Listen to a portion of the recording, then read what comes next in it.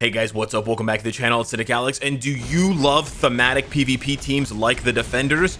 Well, you're in luck because the Eternals have arrived, and they are basically the new Defenders and one of the best, if not the best, thematic PvP teams in Timeline Battle.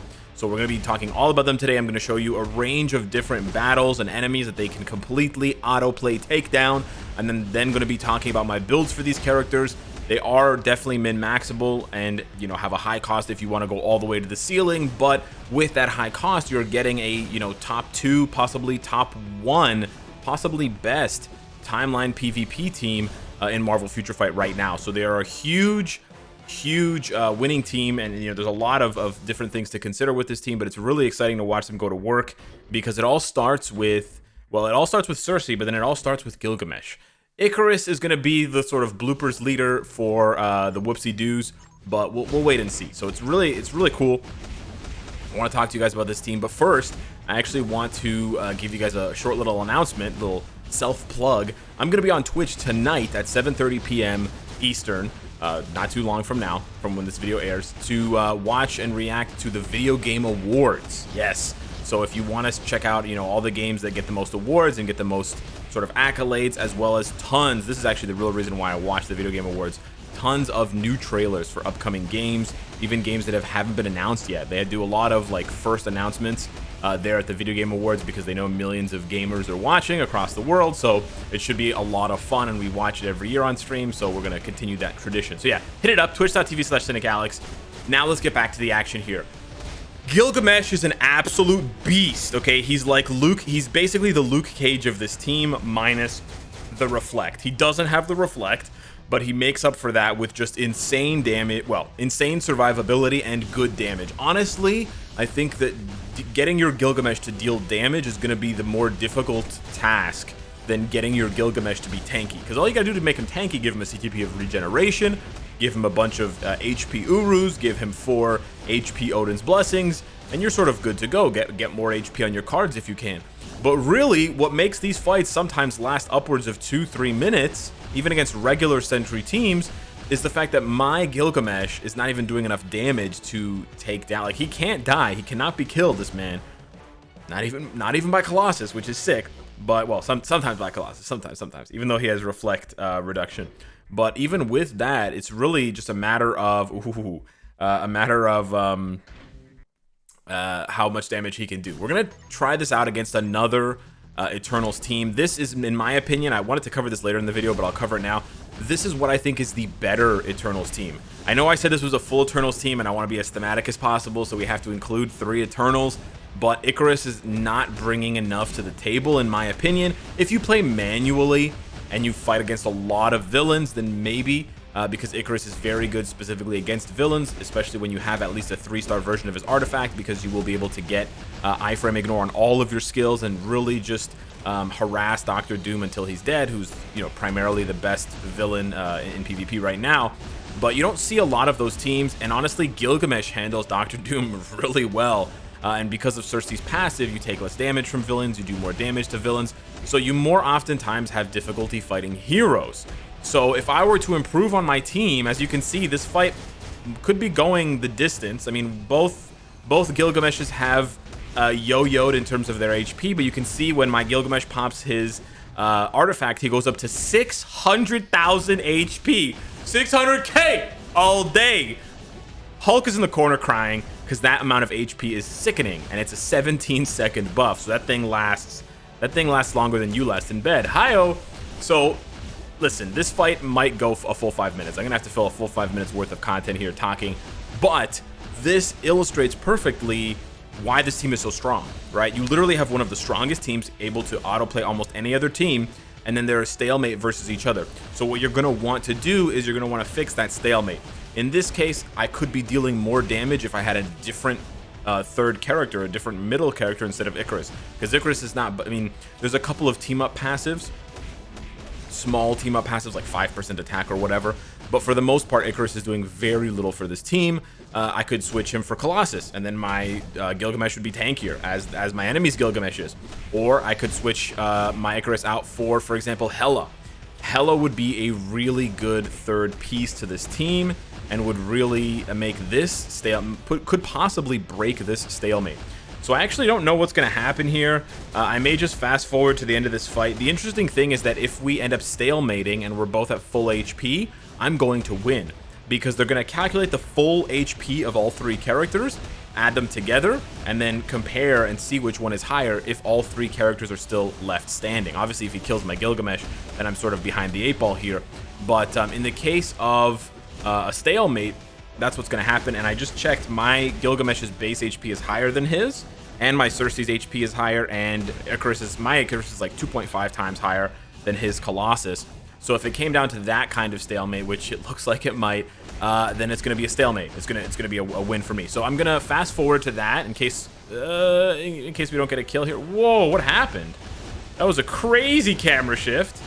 Okay, well, yeah, this is probably not happening. Whoa, the yo-yoing on the HP is wild. My Gilgamesh is like boing boing. My Gilgamesh is like boing boing, just like boing boing, boing boing. Okay, last 10 seconds here. We've had some very close, almost deaths, but this reminds me so much of the 2017 stalemate battles between Wolverine, Age of Apocalypse, and Spider-Man Far From Home, or even Spider-Man Homecoming, where they would stalemate for 5 minutes because Wolverine would get webbed up, but Spider-Man would not be able to kill him and deal enough damage to render his HP 0, and you would win because Wolverine has more HP than Spider-Man on average. So there you go. I won a 5-minute stalemate. It's not pretty. It's not very fun to watch for 5 minutes, I will say that, but it works. It gets the job done. So this is the full Eternals team. Like I said, it pains me to say this, but I wanted to start off and I wanted to hook you guys in with the fact that it's an all Eternals team, which is so cool. But honestly, Icarus is the dead weight. He's the anchor in a bad way of this team. The real anchor is Gilgamesh and Cersei, but really all Icarus is doing is providing this one passive ability, which only gives him and Cersei the energy attack buff. It doesn't even apply to Gilgamesh. It's not an all attack buff. Because he has no passive buffs. Now, he is built with a mighty CTP of regeneration, which is awesome for him, and he's got a matching instinct artifact that I farmed from the Makari epic quest battle, and he's got a mythic uniform here with double HP rolls, dodge, all attack, all defense. But even still, when Gilgamesh dies at times, he cannot really hold his own. I haven't gone all the way with his build, so I do feel a bit bad comparing him to Gilgamesh and Cersei, who I've invested more in. But come on, I'm rank 540. Gilgamesh, on the other hand, I'm a little bit higher, rank 385, and he's a very competitive character for rankings at the moment because of his PvP abilities. So I do have 8 Odin's Blessings, could definitely apply more, but at the moment I want him to be as tanky as possible. We've got Protect the Captain, also Tenacious Symbiote is really good. You want to maximize the HP, maximize the defense. I also have his artifact. I have a 6-star version with the wrong instinct, but it doesn't really matter. I didn't really cover this in the artifact ranking video, but the instinct matching is nice, but it's not that important. Don't get hung up on finding a perfect matching instinct artifact. If it's at least 3 stars and it has the right, I mean, it'll have the right passive, that's really what you're aiming for. You're aiming for that insane passive. And then he's got a brilliant CTP of regeneration. Now, for Gilgamesh, I think regeneration is the best CTP for him. However, I think the penetration is not the best. I don't have CTPs right now to spend re-rolling this brilliant, and the brilliant actually is very good otherwise, so I kind of don't want to re-roll it. But you would want the all attack, all defense buff for Gilgamesh. Most other characters and most other reforged CTPs, you don't want the all attack, all defense, but for PvP, the all attack, all defense is so good. And imagine if I could roll the 32%, right? Add 32% to his 50k physical attack, and then his 37 and 32,000 defense stats. And those stats are so high because his defenses are so high, and because we're using his lead, that 50% all defense lead, which is crazy. And then you combine that with his uniform, which gives you even more defense and damage reduction and chain hit reduction. I don't even have his uniform mythic yet, right? So that's what part of the reason why his damage is not quite there yet. I'm still missing that last roll for increased damage. But yeah, that's the only thing I would change about his build at the moment is that there. But that would be the ideal, and then maybe, you know, changing out some of those attack Urus for strike Urus for strike Odin's Blessings to give him even more punch. But you want to get as much, you want to stack as much HP as possible, 162k and counting. And then for Cersei, we do have quite a few Odin's Blessings because she's mixed used for PvE and PvP, so I don't really feel bad using all those offensive Urus on her, but the HP Urus are important because you want her to last as long as possible before her artifact procs. I also have her artifact and Gilgamesh's artifact are very important. Thankfully, they can both be farmed through the epic quest missions. But yeah, keep in mind that you will really see a huge bump in this team's value when you get their 3-star artifacts or higher. They really start to shine at that point. We've got a stage 12 power of Angry Hulk. And then we also have a mighty CTP of Greed. Now, there's a bit of disagreement, or there's a bit of back and forth in the community. Some players want Cersei to be more focused on offense and just guaranteeing the kill every time, where Greed is going to shine. A mighty or a brilliant Greed is going to shine. Other players like to make Cersei tankier and give her a mighty or a brilliant authority for more damage reduction to increase her bulk. Because with all of Gilgamesh's passives, her bulk is pretty good, right? Almost 30,000 physical defense, 35,000 energy defense, and almost 90,000 HP is pretty nice. And then for the uniform here, we have dodge, double HP, defense, and then attack. So this is how the team gets down. I'm going to show you guys a little bit more gameplay with Icarus, and then we're actually going to swap him out and see what happens. But I'm actually just going through and fighting these live against the top teams that I can refresh for in Vibranium. So we'll try a team here. Basically, the only team you have to look out for, unless you want to, like, if you don't want to do a 5-minute fight here, you want to avoid the matching Gilgamesh teams. That's really interesting. But the other thing you want to do is avoid Molecule Man teams. Let's try this team here. You want to avoid Molecule Man teams because Molecule Man ignores all of Cersei's passive buffs. And that'll be even worse if you also replace Icarus with Hela or Colossus. So the way to get around that, I guess, or mitigate that in a way, is to swap out Icarus for Ebony Maw. In that case, you can still punish Molecule Man teams, because Molecule Man teams definitely, on average... Whoa, he's taking a lot of damage. Does this guy have a Greed?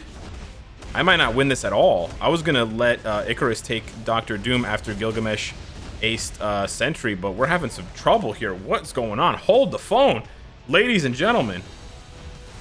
He's got a regen? He's doing crazy damage. Slow down, brother. This is another reason why I don't like Icarus on this team, even though it's more thematic, because you could still die. Like, Icarus, again, Icarus is not doing anything.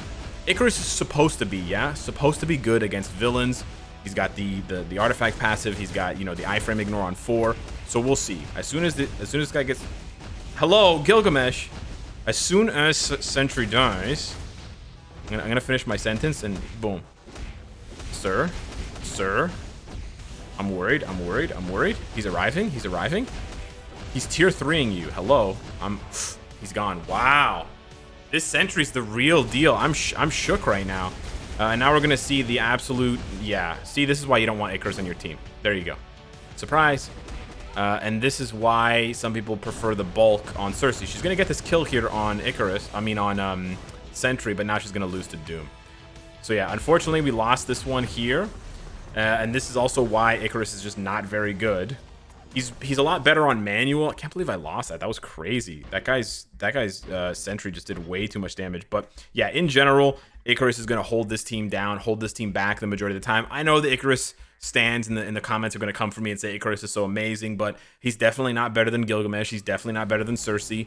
And you really have to play him manually, because if he plays on auto, the autoplay is just terrible. The autoplay doesn't know how to use Cosmic Rush. The autoplay just, like, it's just really bad. Autoplay does like 2 and 4 and just spams 2 and 4 and ends up dying like majority of the time. So I really encourage the devs to fix Icarus. It's really bad as far as PvP, and he's honestly a big letdown. Like, that was with a mighty CTP of regen, and Sentry just, like, you know, ate him up for breakfast.